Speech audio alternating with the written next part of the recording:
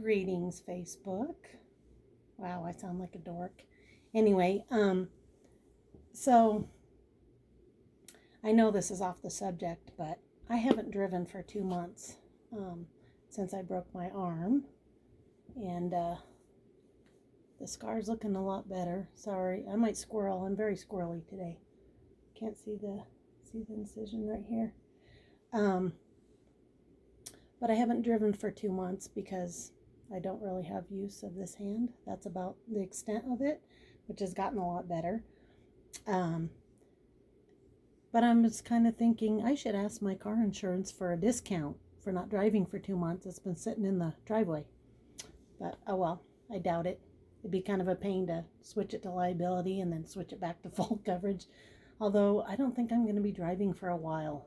Um, I mean, they say it's not a good idea. And even though I usually kind of drive with one hand, you still need the other one, I think, for turns and just emergency. And I mean, I can hold, well, nope, can't even hold that. I don't really have much strength at all. I can hold a tube of mascara. That's about the heaviness. I know it looks pretty bad. It just looks creepy. Look at that, creepy, fat, puffy. So it's been, like I say, 2 months. Well, almost 2 months since my surgeries, and I'm gonna have to manually push it, and so that's the extent of flexibility of my hand, because it's still really swollen. And I mean, I had a cast for 6 weeks, so I kind of think of it like the lid that's stuck on the honey or the syrup or jam or whatever that's like really hard and crusted, and you gotta like work it to get it off. That's kind of what I think of with moving the wrist, is having to kind of break that up. But it's painful, so it's really hard to do my PT at home. But that's what I'm supposed to do 3 times a day. So I actually like to see my physical therapist because I let her do all that. I mean, because she doesn't know when it hurts, so she's going to keep pushing. When it's yourself, you're like, oh, that hurts. And your body's like, don't do that, it hurts. But like my doctor says, it may hurt, but you're not hurting anything. So in other words, you're not going to hurt yourself doing it. It's just, your body's saying, oh, that hurts, or it's uncomfortable.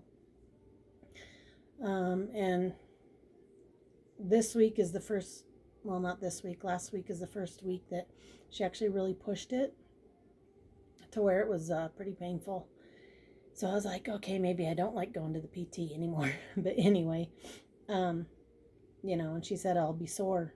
Just like when I used to work out at the gym, I'm going to be sore.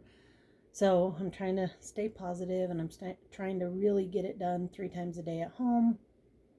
I'm lucky to get it done once or twice.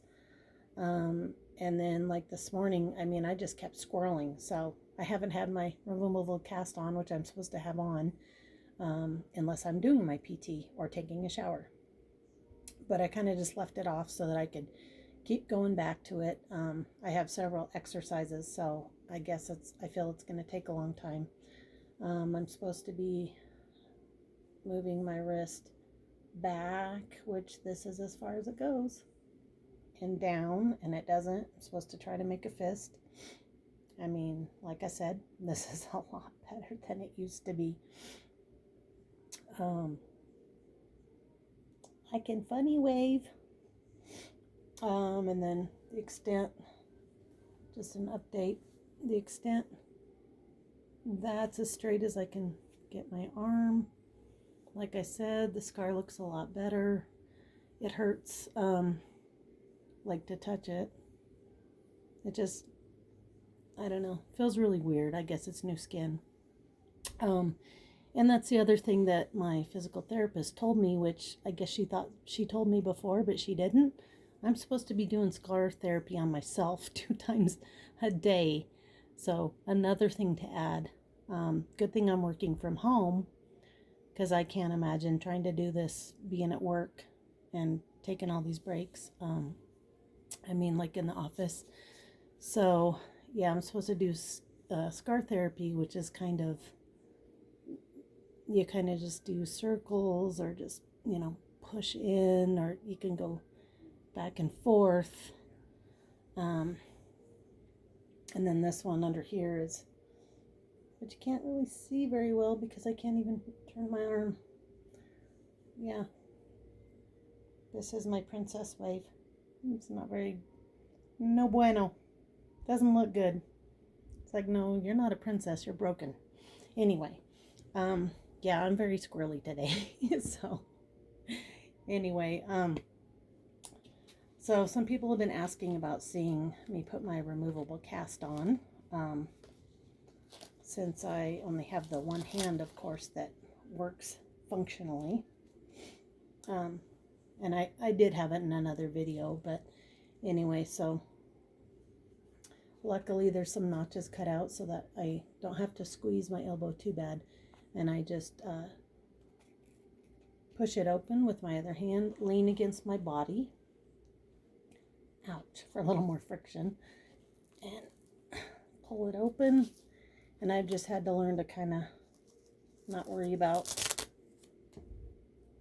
it hurting so bad. Like I said, the more you do it, the easier it gets. So anyway, get this on so that I could show you one-handed how to attempt to tie your shoes if you don't have anyone to help you. I mean, if you have the use of your fingers, that's great. You know, some people have a cast and they can use their fingers. But I have cerebral nerve palsy, and it sounds really bad, but I guess it is kind of bad. Because like I said, I can't move my fingers up like this or have the dexterity that you normally would have. So I have to tie with one hand. So let's go get the shoes. I don't want to really brand name, but you're going to see what brand of shoes I have anyway. So, okay. So I have these Adidas, and the nice thing about it is the tongue is actually attached. So it's not separate, as you can see. So that makes it nice because you can stretch it. Now, not sure how I'm going to have to lean this against my leg. So this one, my mom double knotted for me. So if you have someone that can at least do that, it's nice. Because you can, I know this probably isn't good for your shoes to do this, but normally I'd have another free hand to help. You can slip your shoe in. Now on the untied one, it's hard, but it can be done.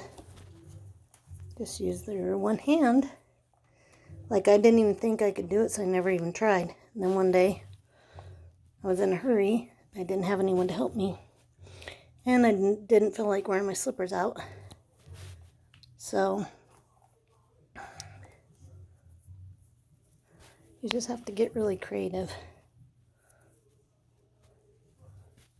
I don't know if you can kind of see what I'm doing, but anyway, use your fingers to pull it apart. It is probably going to be very loose, especially if they're short.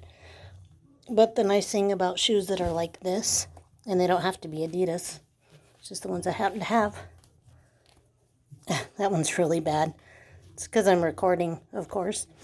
But you can stuff it like behind the tongue, so it's most likely not going to come undone. Which, even if you didn't tie it, you could just tuck the laces in there. They're going to stay, because it's, even though it's stretchable, it's pretty tight. It's not going to go anywhere. I mean, I guess unless you get really crazy. But anyway, just wanted to show you how to tie your shoe if you only have use of one hand. Good luck.